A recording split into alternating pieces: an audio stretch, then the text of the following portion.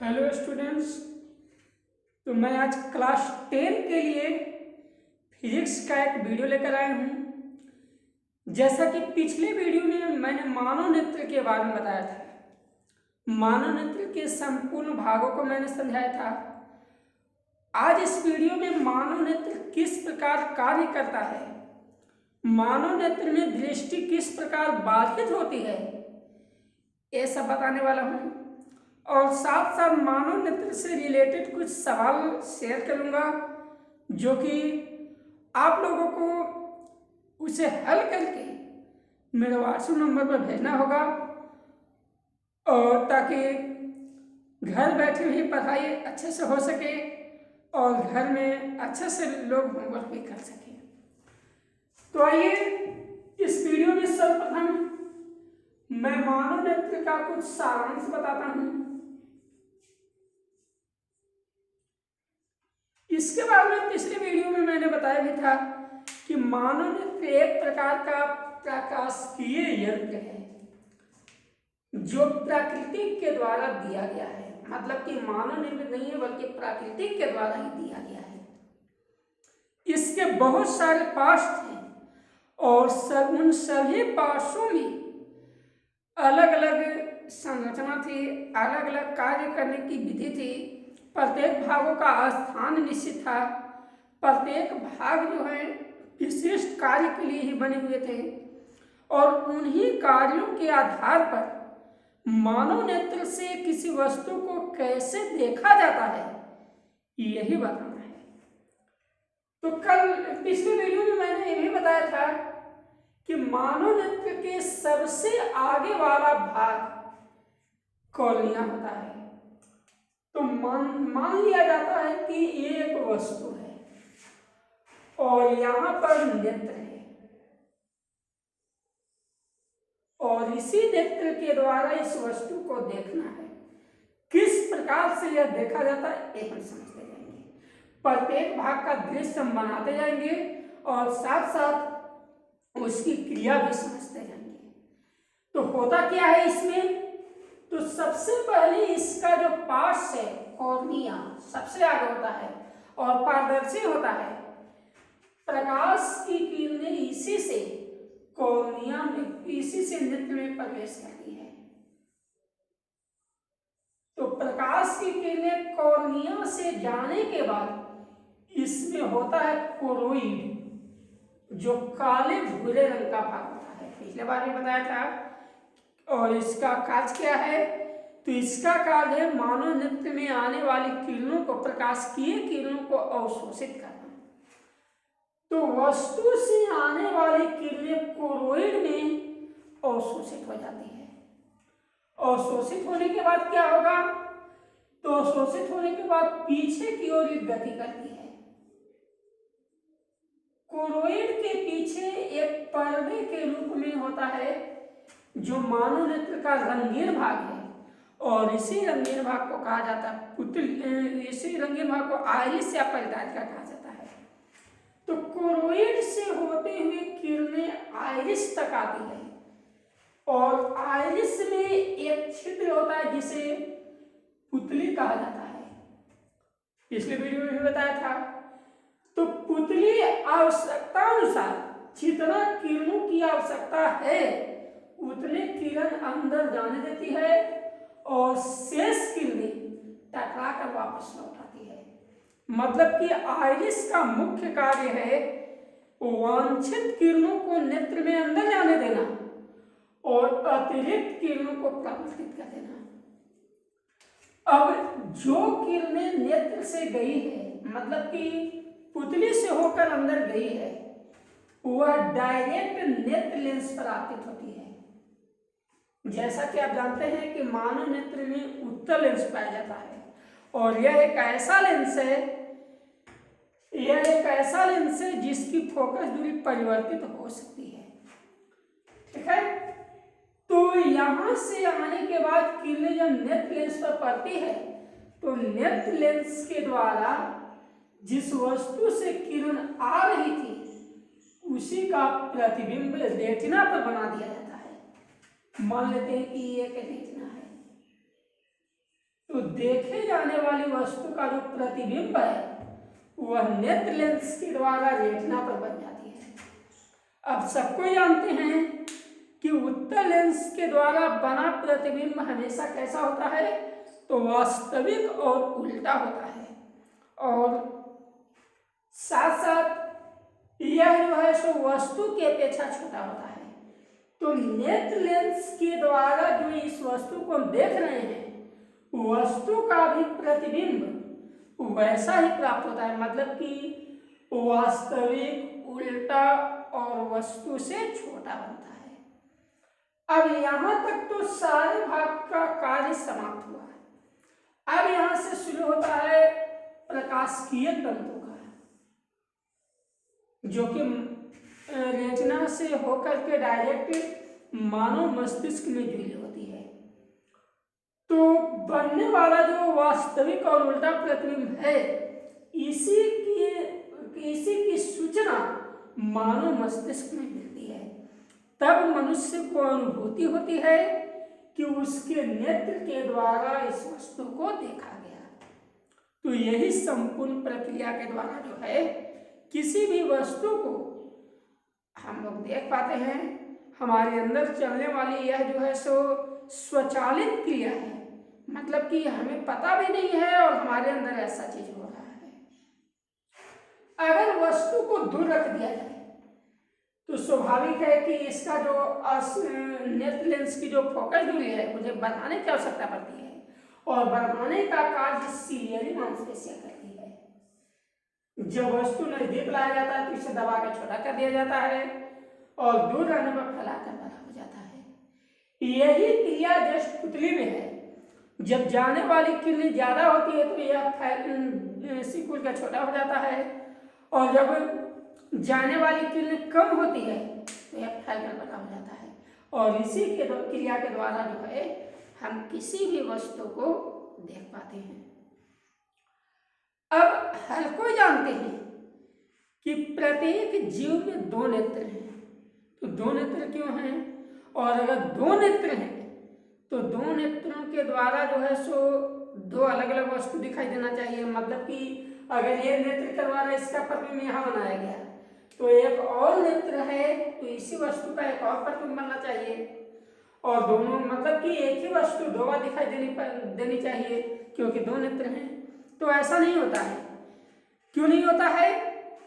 दो नेत्र के द्वारा दो प्रतिबिंब तो बनते हैं, लेकिन मानव मस्तिष्क में तंत्रिका तंतुओं का कटान एक ही बिंदु पर होता है।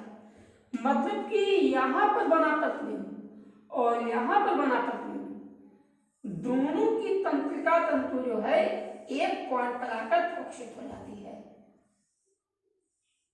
इस तरीका से, जिस कारण से दोनों नेत्र को अलग अलग तो प्रतिबिंब बनाए लेकिन मस्तिष्क को सूचना एक मिलता है। इसीलिए दो नेत्रों के द्वारा भी हमें एक ही वस्तु दिखाई पड़ती है। क्यों दिखाई पड़ती है ऐसा? तो ऐसा इसलिए दिखाई पड़ती है कि दोनों नेत्र के तंत्रिका तंतु का कटान मानव मस्तिष्क के एक बिंदु पर होती है, जिस कारण से देखे जाने वाली वस्तु एक होती है। ऐसी क्रिया सभी जीवों में होती है। अब रही बात की, तो जब एक नेत्र से मनुष्य देख सकता था तो दो नेत्रों की क्या आवश्यकता हुई? तो दो नेत्रों की आवश्यकता हुई त्रिविमीय आकृति को स्पष्ट करने के लिए। मानव नेत्र में जो त्रिविमीय, किसी वस्तु में जो त्रिविमीय आकृति है, उस त्रिविमीय आकृति को स्पष्ट करने के लिए जो है मनुष्य के दो नेत्र बनाए गए हैं। ठीक है। अब इसमें है कि मानव नेत्र अब कौन सा भाग कैसे क्षतिग्रस्त होगा, तो उसका उपचार किस प्रकार किया जाए, इससे संबंधित रोग क्या है, तो इन सभी के बारे में अब चर्चा करेंगे। तो मानव नेत्र में कुछ दोष ऐसे होते हैं जो दृष्टि को बाधित करते और इसी दोष को कहा जाएगा दृष्टि दोष। तो मनुष्य में जो है दृष्टि दोष पाए जाते हैं, मतलब कि देखने संबंधी दोष उत्पन्न होता है। तो यह दोष है क्या जी? तो मनुष्य में, मानव नेत्र में चार प्रकार दृष्टि दोष पाए जाते हैं। कौन कौन है? सबसे पहले है निकट दृष्टि दोष।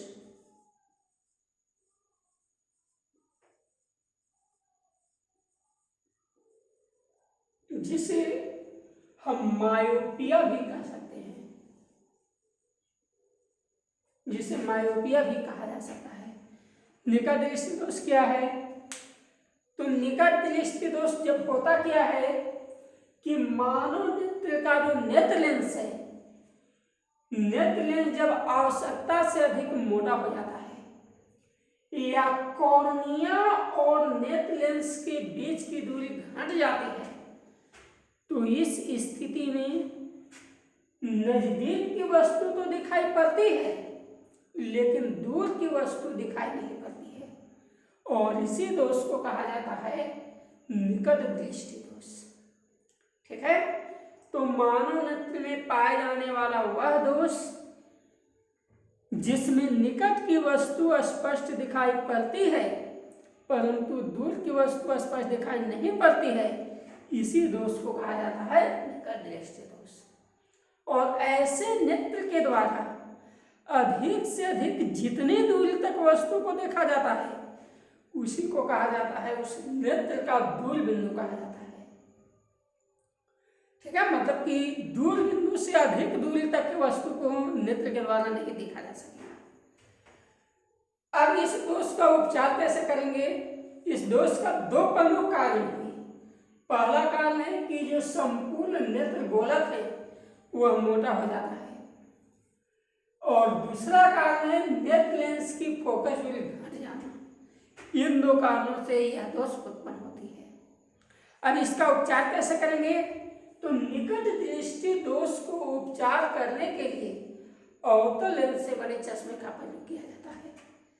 ठीक है, तो अवतल लेंस के द्वारा निकट दृष्टि दोष दूर किया जाता है। फिर है दूर दृष्टि दोष। दूर दृष्टि दोष जिसको हाइपरमेट्रोपिया भी कहा जाता है। तो दूर दृष्टि दोष क्या है? तो निकट का जस्ट उल्टा, मतलब कि अगर नेत्र गोलक जैसे मोटा हो जाने से उत्पन्न हो रहा है, स्वाभाविक है कि आवश्यकता से अधिक ज्यादा पतला हो जाए तो भी कोई दोष उत्पन्न होगा। तो जब पतला हो जाता है तो उस स्थिति में दूर दृष्टि दोष उत्पन्न होता है। नेत्र लेंस की फोकस दूरी घटने से उत्पन्न हो रही थी, स्वाभाविक है कि बढ़ने से उत्पन्न होगी। तो ये निकट दृष्टि दोष में नजदीक दिखाई दे रहा था, दूर दिखाई नहीं दे रहा था। तो दूर में जस्ट उल्टा होगा कि जब दूर की वस्तु स्पष्ट दिखाई दे और नजदीक की वस्तु स्पष्ट दिखाई नहीं दे, तो इस स्थिति में जो दोष उत्पन्न होता है उसे ही दूर दृष्टि दोष कहा जाता है। दूर दृष्टि दोष का कारण क्या हुआ? तो दूर दृष्टि दोष उत्पन्न होने के मुख्य रूप से दो कारण हैं। पहला कारण है कि नेत्र गोलक पतला हो जाता है, नेत्र लेंस की फोकस दूरी बढ़ जाती है, इसी कारण से यह उत्पन्न होता है। उपचार कैसे करेंगे? तो उपचार भी इसी का जस्ट उल्टा है। जैसे निकट दृष्टि दोष के लिए अवतल लेंस चाहिए, उसी प्रकार दूर दृष्टि दोष के लिए जो है उत्तल लेंस की आवश्यकता होती है। ठीक है, अब चौथा दोष है, तीसरा दोष है प्रेसबायोपिया।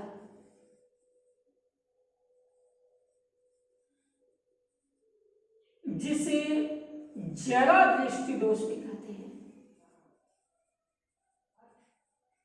तो जरा दृष्टि दोष क्या है? तो जैसे निकट दिखाई दिया तो निकट दृष्टि दोष, दूर दिखाई दिया तो दूर दृष्टि दोष, और उसी प्रकार अगर न तो निकट दिखाई दे और न ही दूर दिखाई दे तो दोनों मिल करके जो नया दोष बनता है उसी का नाम दिया गया जरा दृष्टि दोष या प्रेसबायोपिया। यह दोष सिंपल रूप से जब बुढ़ापे की अवस्था में ही आती है। होता क्या है इसमें कि जब नेत्र लेंस को नियोजित रखने वाली मांसपेशियां, सिलियरी मांसपेशियां, इसकी जब क्षमता घट जाती है, इसकी क्षमता को कहा जाता है समंजन क्षमता, जिसके कारण वह फोकस दूरी को घटाते बढ़ाते रहती है। तो अगर इस क्षमता घट जाए तो घट जाने की स्थिति में जो है यह दोष उत्पन्न होता है। मतलब कि मानव नेत्र का वह दोष जिसमें न तो निकट की वस्तु स्पष्ट दिखाई देती है और न ही दूर की वस्तु स्पष्ट दिखाई देती है, उसे ही कहा जाता है जरा दृष्टि दोष। इसका मूल कारण क्या हुआ? तो इसका मूल कारण हुआ कि सिलियरी मांसपेशियों की सामंजन क्षमता समाप्त हो जाना या कम हो जाना, इसी वजह से यह दोष उत्पन्न होता है। अब इसे दूर कैसे करेंगे? तो जैसे निकट के लिए अवतल आया, दूर के लिए उत्तल, और इसमें चूंकि दोनों है इसलिए अवतल और उत्तल दोनों मिलाकर के एक नया लेंस बनाते हैं जिसे कहा गया है बाइफोकल लेंस, जिसे शॉर्ट में हम लोग कह सकते हैं द्विफोक्सी लेंस। इसमें अवतल और उत्तल दोनों इस तरह से होता है। इससे मिलाकर के यह चश्मा बना दिया जाता है, इस तरह चश्मा बना जाता है। न जितने नीचे वाले लेंस से न पढ़ने लिखने में कम लिया जाता है और घूमने टहलने के लिए ऊपर वाले लेंस से किया जाता है। अब चौथा दोष है जिसे कहा जाता है दृष्टि वैषम्य या अबिंदुता। यह बहुत ही कम लोगों में, रेयर केस में पाया जाता है। तो ये क्या होगा? तो जब कभी कॉर्निया की वक्रता जब अनियमित हो जाती है, जब कॉर्निया की वक्रता में अनियमितता आ जाए तो उससे होता है कि वस्तु, देखे जाने वाली वस्तु की आकृति स्पष्ट नहीं होती है। अगर है सीधा वस्तु तो दिखाई इस तरीका से देता है। मतलब कि वस्तु की आकृति में अनियमितता लाने वाला जो दोष है, इसी दोष को कहा गया है अबिंदुता। इसे दूर करने के लिए बेलनाकार लेंस का प्रयोग किया जाता है। तो आज आपको दृष्टि दोष क्लियर हो गया। अगले वीडियो में बताएंगे कि मानव नेत्र में अगर निकट दृष्टि दोष है, दूर बिंदु या निकट बिंदु से उसकी पता है, तो हम उसका समाधान कैसे करेंगे? आवश्यक लेंस के लिए जो है हम फोकस व्हील कैसे निकालेंगे, इसके बारे में है। तो आज का सवाल है कि जीव जंतु के नेत्र रात में चमकते क्यों हैं? पहला क्वेश्चन, जीव जंतुओं के नेत्र रात्रि में चमकते क्यों हैं? दूसरा क्वेश्चन है, सभी जीव जंतु रात के अंधेरे में भी आसानी से घूम टहल लेते हैं क्यों? तीसरा क्वेश्चन है कि मानव के दो नेत्र हैं, फिर भी एक ही वस्तु की प्रतिबिंब दिखाई क्यों पड़ती है? मानव में दो नेत्र हैं तो दो नेत्र से दो प्रतिबिंब दिखाई पड़नी चाहिए, लेकिन एक ही प्रतिबिंब क्यों दिखाई पड़ती है? फिर है कि निकट दृष्टि दोष और दूर दृष्टि दोष दोनों में अंतर स्पष्ट करें। बस यही क्वेश्चन है। इस क्वेश्चन को लिखकर व्हाट्सएप पर भेज दें। तब तक के लिए धन्यवाद। फिर मिलेंगे अगले